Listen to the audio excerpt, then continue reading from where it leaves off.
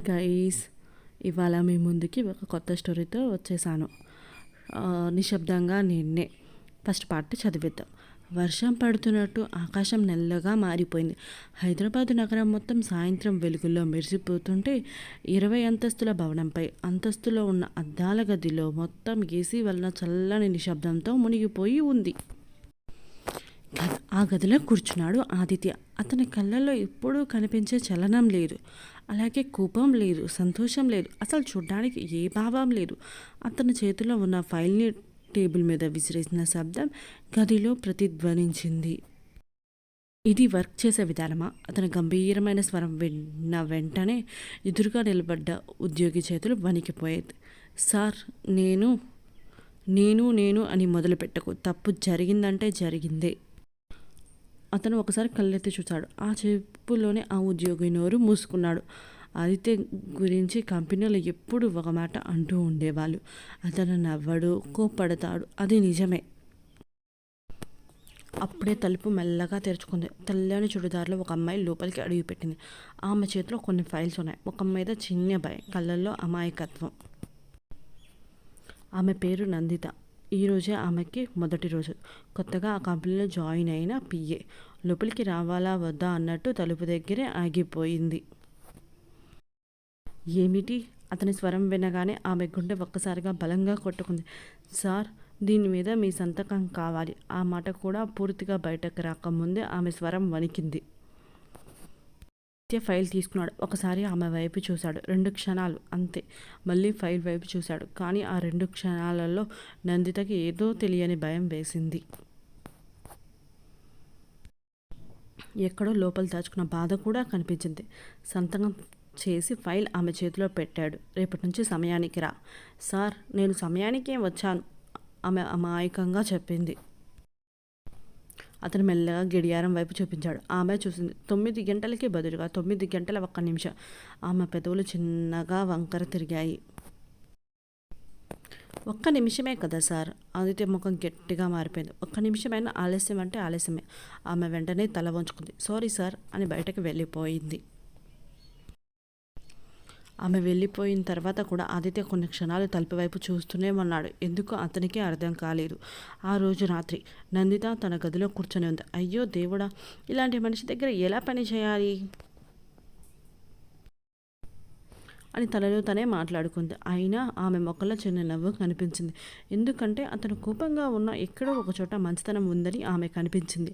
అదే సమయంలో నగరానికి దూరంగా కారులో ఒంటరిగా వెళుతున్న ఆదిత్య కళ్ళ ముందు మాత్రం ఒక పాత జ్ఞాపకం మెరిసింది. రక్తంతో తడిసిన రహదారి, ఏడుస్తున్న చిన్న పిల్లవాడు, దూరంగా వెళ్తున్న అంబులెన్స్.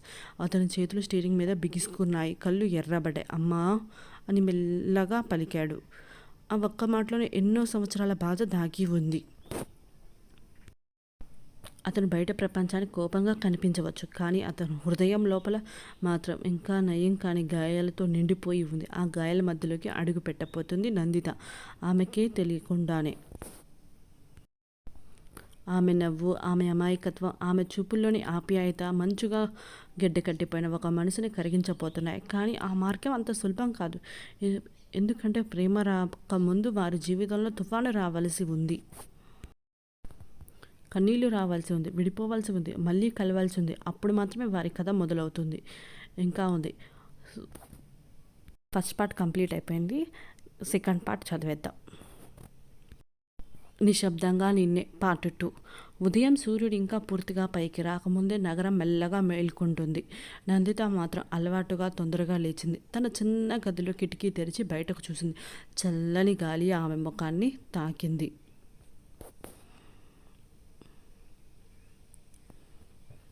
ఆమె పెదవుల మీద చిన్న నవ్వు వచ్చింది, తనకే తెలియకుండా. ఈరోజు 2వ రోజు, కానీ ఎందుకో తెలియదు కంపెనీకి వెళ్ళాలనే ఆలోచనతో పాటు ఆదిత్యని మళ్ళీ చూడాలనే ఆసక్తి కూడా కలిగింది.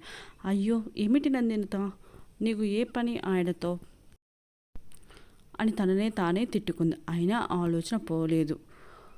అదే సమయంలో ఆదిత్య కంపెనీకి చేరుకున్నాడు. అందరు ఇంకా రాకముందే. అది అతని అలవాటు. ఖాళీగా ఉన్న కంపెనీ అంటే అతనికి ఇష్టం. ఎవరు మాట్లాడరు, ఎవరు నవ్వరు, ఎవరు అతని జీవితంలో రావడానికి ప్రయత్నించరు. అతను తన గదిలోకి వెళ్ళి కూర్చున్నాడు. టేబుల్ మీద ఒక ఫోటో ఉంది, పాత ఫోటో. అందులో ఒక చిన్న అబ్బాయి, అతని పక్కన ఒక మహిళ. చాలా అందమైన నవ్వు. ఆదిత్య వేలు ఆ ఫోటో మీదకు మెల్లగా జారాయి. ఒక్క క్షణం అతని కళ్ళలో ఎన్నో ఏళ్ళ నుండి ఉన్న బాధ కనిపిస్తుంది. కానీ వెంటనే ఫోటోను డ్రాయర్లో పెట్టేశాడు, ఎప్పటిలాగే.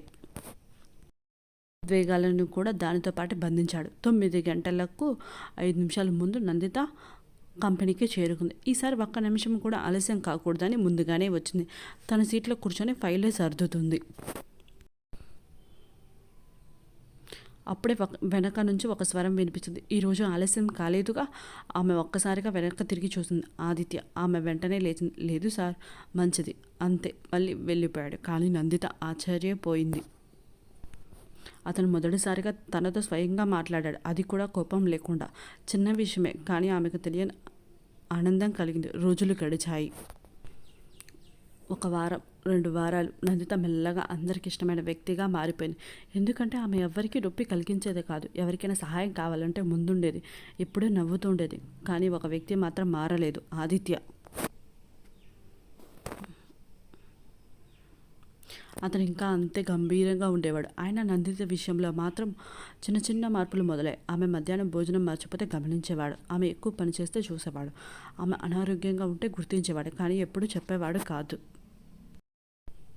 ఒకరోజు సాయంత్రం భారీ వర్షం. అందరూ ఇంటికి వెళ్ళిపోయారు. నందిత మాత్రం ఒక ముఖ్యమైన ఫైల్ని పూర్తి చేసే పనిలో ఉంది. గడియారం రాత్రి 9 దాటింది. అప్పుడే కరెంటు ఒక్కసారిగా పోయింది. మొత్తం అంతస్తు చీకటిగా మారిపోయింది. నందిత గుండె ఒక్కసారిగా ఫాస్ట్గా కొట్టుకుంది. ఆమెకు చిన్నప్పటి నుంచి చీకటి అంటే భయం. అయ్యో అని కుర్చీని గట్టిగా పట్టుకుంది. అప్పుడే చీకట్లో ఒక స్వరం వినిపించింది. ఇంకా వెళ్ళలేదా? ఆమె ఉలిక్కిపడింది. సార్. ఆదిత్య తన మొబైల్ లైట్ని ఆన్ చేశాడు. ఆ కాంతి అతని ముఖంపై పడింది. వర్షపు శబ్దం మధ్య అతని ముఖం మరింత గంభీరంగా కనిపించింది. ఇంతవరకు ఎందుకు ఉన్నావు? వర్క్ ఉంది, కంప్లీట్ చేయాలి సార్. రేపు చేయొచ్చు. ఈరోజే పూర్తి చేస్తానని చెప్పాను. ఆదిత్య కొన్ని క్షణాలు ఆమె వైపే చూశాడు. తర్వాత మెల్లగా అన్నాడు, మొండితనం. నందిత పెదవులు చిన్నగా ముడుచుకున్నాయి. మీరు కూడా అలానే కదా సార్? ఆ మాట విన్న వెంటనే ఆదిత్య కనుబొమ్మలు పైకెగిశాయి. బహుశా చాలా సంవత్సరాల తర్వాత ఎవరైనా అతనికి అలా ఎదురుపడి మాట్లాడి ఉంటారు. ఏమన్నావు? నిజమే కదా అంది ఆమె అమాయకంగా. ఆదిత్య కోపం రావాలి, కానీ విచిత్రంగా నవ్వు వచ్చింది. చాలా చిన్న నవ్వు, అది కూడా కొన్ని క్షణాలు మాత్రమే. కానీ నందితో చూసేసింది. ఆమె కళ్ళు పెద్దగా అయ్యాయి. సార్, మీరు నవ్వగలరా అంది ఆశ్చర్యంగా. అతని ముఖం వెంటనే మామూలు స్థితికి వచ్చేసింది. వెళ్ళు అన్నాడు గట్టిగా. నందిత నవ్వుకుంది. నవ్వితే బాగుంటారు సార్ అంది.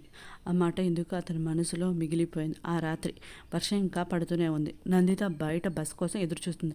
రోడ్డు ఖాళీగా ఉంది. సమయం చాలా అయింది. అప్పుడే ఒక కారు ఆమె ముందు ఆగింది. కిటికీ మెల్లగా దిగింది. లోపల ఆదిత్య. ఎక్కువ అన్నాడు.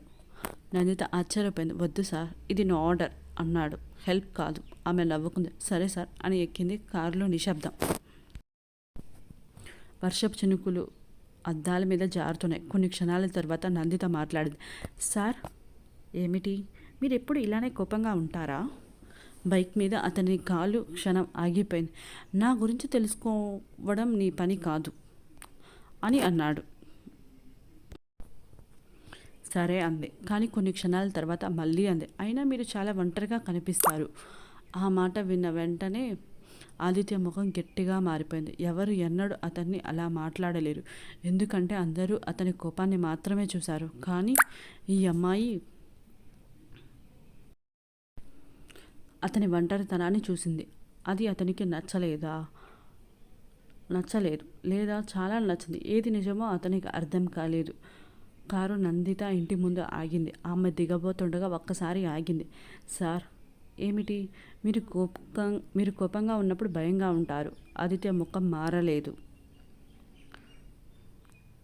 కానీ అంది మెల్లగా. లోపల చాలా మంచివారు అనిపిస్తుంది అని చెప్పి పరిగెత్తకుండా ఇంట్లోకి వెళ్ళిపోయింది. ఆదిత్య మాత్రం స్టీరింగ్ పట్టుకొని అలాగే కూర్చున్నాడు. వర్షం కురుస్తూనే ఉంది. కానీ చాలా సంవత్సరాల తర్వాత మూసుకుపోయిన అతని మనసు తలుపుల మీద ఆమె మాటలు మొదటిసారిగా మెల్లగా తట్టాయి. ఆ తలుపులు తెరుచుకుంటుందా లేక మళ్ళీ మూసుకుపోతుందా అది ఇంకా ఎవ్వరికి తెలియదు. ఇంకా ఉంది. నెక్స్ట్ పార్ట్ కోసం వెయిట్ చేయండి. మీకు ఈ స్టోరీ నచ్చినట్లయితే ప్లీజ్ లైక్ చేయండి, షేర్ చేయండి, సబ్స్క్రైబ్ చేయండి. Thank you for reading.